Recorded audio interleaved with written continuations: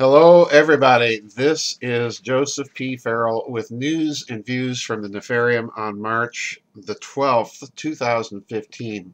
And there has been so much. It was difficult for me to figure out exactly what to talk about this week. Part of me very much wanted to talk about the stories out there about ISIS apparently destroying some archaeological monuments.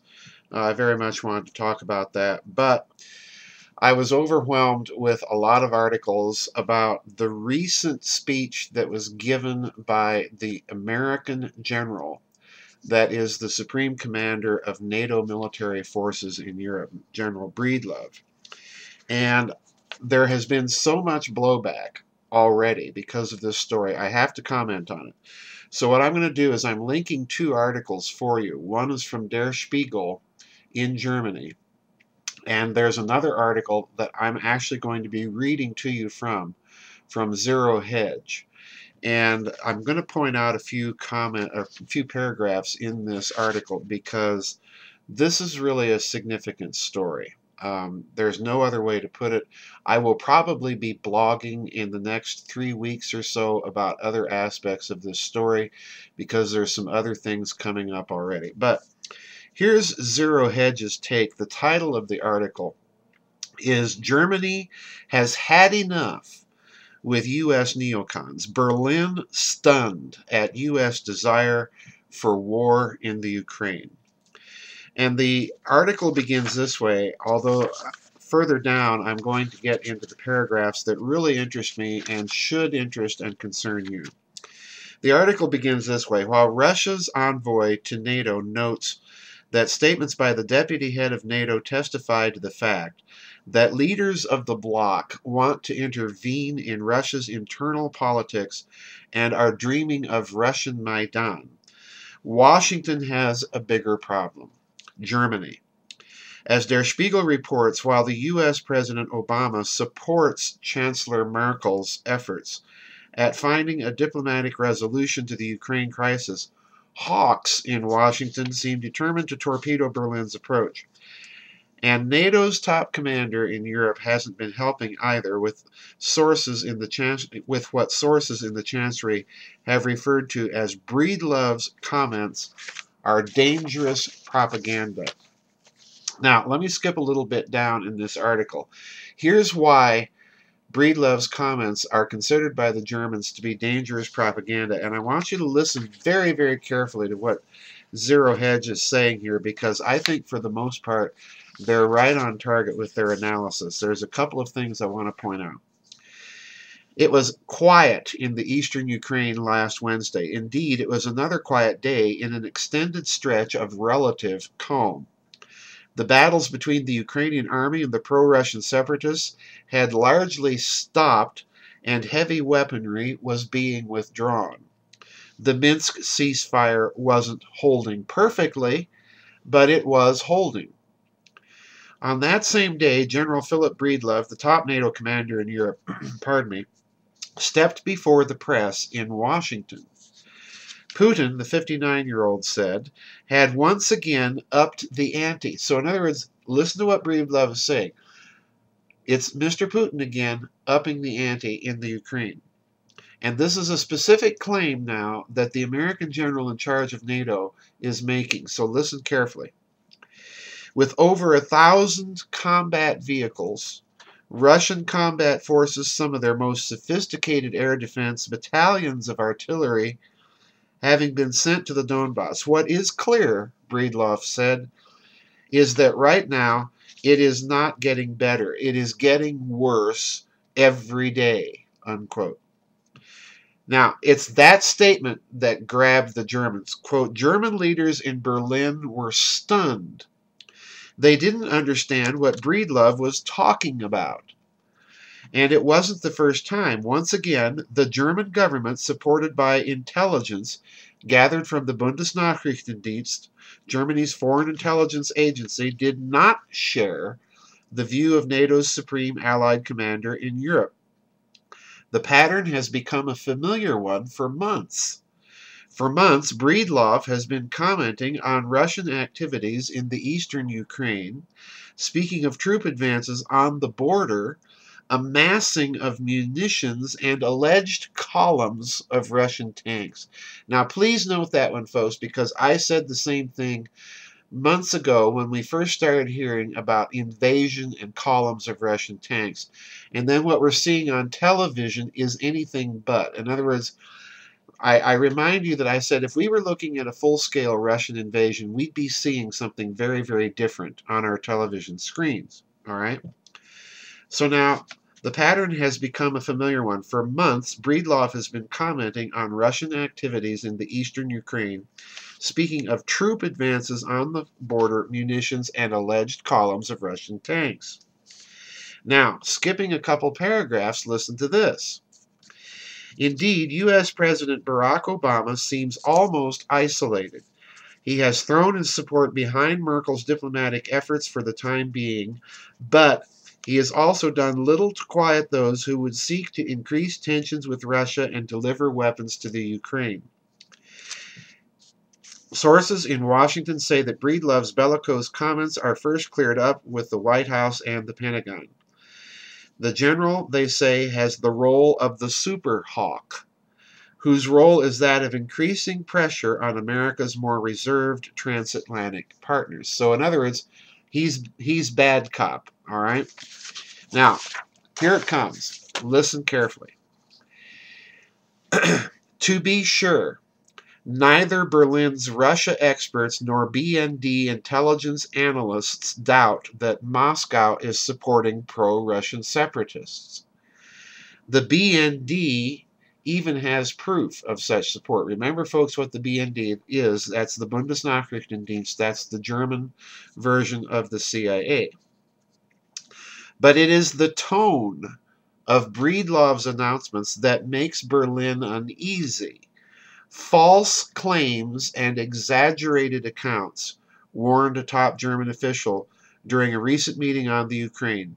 And once again, folks, it's not Ukraine, it's the Ukraine, like the Netherlands and the United Kingdom, have put NATO and by extension the entire West in danger of losing its credibility. Senior officials in Berlin immediately asked the Bundesnachrichtendienst for an assessment. But the intelligence agency's satellite images showed just a few armored vehicles. So there's an interesting admission, folks. Germany's now saying, okay, yeah, we've got spy satellites. And number two, we've been asking the BND to take satellite pictures of the Ukraine to see if there's any sort of massive Russian buildup. And the answer was no. That's the bottom line here, folks. We've been hearing about massive Russian invasion when, in fact, what probably is the case, as I've pointed out, is very, very covert Russian support for the rebels in the eastern Ukraine, but nothing at all like a full-fledged invasion. And now the BND seems to be saying this is actually the case. So in other words, what Germany is really saying here, between the lines and between all the careful language that Zero Hedge is using, is Washington is lying. And now the really interesting thing that the Zero Hedge article is pointing out, if you were paying close attention, was that there now appears to be an opposition between the White House and the Pentagon. Now let me continue. Intelligence officials from NATO member states had already excluded the possibility of a Russian invasion. So in other words, in Europe, there's no Russian invasion. At best, there's support for the Ukrainian rebels, and in America, it's a Russian invasion. So in other words, this is all a media-driven campaign in the United States and its immediate allies. Whereas in Europe, it's something far different from an invasion. All right, now let me skip ahead in the Zero Hedge article. This is quite a long article to point out a couple more paragraphs here that you need to be aware of. On November 12th, during a visit to Sofia, Bulgaria, Breedlove reported that we have seen columns, again, here comes the lie, columns of Russian equipment primarily Russian tanks, Russian artillery, Russian air defense systems, and Russian combat troops entering the Ukraine. So in other words, Breedlove is again giving the version that it's full-scale Russian military invasion, columns of tanks, columns of logistical support vehicles, and the German BND and their satellites are saying no. All right. It was, Breedlove noted, the same thing that the OSCE is reporting. But the OSCE had only observed military convoys within the eastern Ukraine. OSCE observers had said nothing about troops marching in from Russia. Okay? So, in other words, again, somebody's lying here, folks, and it's either Washington and the neocons in Washington and their media allies, or it's the Europeans. There's no two ways to take this. But I strongly suspect that the lie is on the Washington side, simply because we've seen Hollande, we've seen Merkel going to Minsk to try and negotiate a settlement in the whole Ukrainian mess. Now, the final two paragraphs from this Zero Hedge article, very significant. In reporting on the meeting later, the German tabloid Bild reported that Victoria Nuland referred to the Chancellor's early February trip to Moscow for talks with Putin as Merkel's Moscow stuff. No wonder, then, that people in Berlin have the impression that important power brokers in Washington are working against the Europeans. Berlin officials have noticed that following the visit of American politicians or military leaders in Kiev, Ukrainian officials are much more bellicose and optimistic about the Ukrainian military's ability to win the conflict on the battlefield. We then have to laboriously bring the Ukrainians back onto the course of negotiations, said one Berlin official. Nuland, who is seen as a possible Secretary of State, should the Republicans win back the White House in next year's presidential election, is an important voice in U.S. policy concerning the Ukraine and Russia. She has never sought to hide her emotional bond to Russia, even saying, "I love Russia." Her grandparents immigrated to the U.S. from Bessarabia, which belonged to the Russian Empire at the time. Nuland speaks Russian fluently. All right, there you have it, folks. So what are we left with? And very quickly, this article is outlining a number of things. First of all, it's pointing out that there's a factional dispute going on between the White House and the Pentagon in Washington. So that's number one.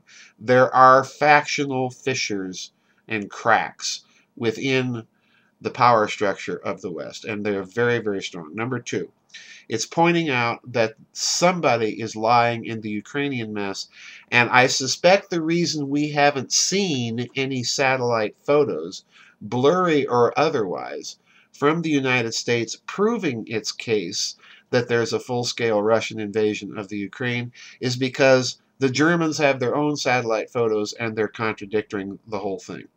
So whatever's going on over there, folks, there is factional infighting in the United States, it appears, between the Obama administration and the Pentagon. Now, I know a lot of you out there are going to write me and say, well, that's all just theater. It's all one big world, new world order. This is all just orchestrated make-believe. No, I don't think so. So save yourself the time on the email. I believe this factional infighting is real. Secondly, we're finally seeing the Germans stepping up and saying there is no real proof for this scale of the assertion of an invasion of this scale by the United States. And what the Germans are saying is also very important. This is hurting the West's credibility in the long run. Now, Germany's doing other things, folks. I don't have time to talk about it in today's news and views, but rest assured there are other things going on with Germany and Europe that we will be talking about probably in the next 2 or 3 weeks. Anyway, that's it for news and views this week, and I'll see everybody on the flip side, and God bless.